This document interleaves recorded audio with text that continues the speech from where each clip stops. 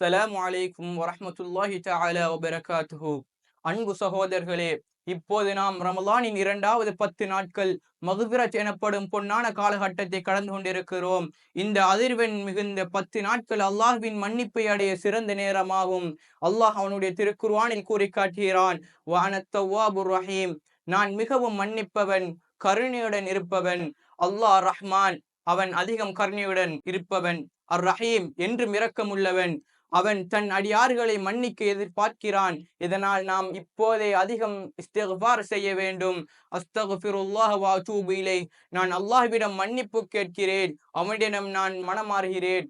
தினமும் அதிகமாக இஸ்திக்ஃபார் செய்யுங்கள், தர்மம் செய்யுங்கள், ஏழை எளியோர்களுக்கு உதவுங்கள், அதிகமாக தொழுகுங்கள், குர்ஆன் ஓதுங்கள், அதன் அர்த்தத்தை விளங்கி ஓதுங்கள், பிறரை மன்னிக்க கற்றுக்கொள்ளுங்கள்.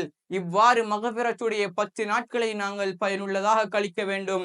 இறுதியாக அல்லாஹ் எங்களை மன்னித்து நம்மை பாவங்களிலிருந்து சுத்தமாக்கி பரிசுத்தமான உள்ளங்களுடையவர்களாக மாற்றுவானாக.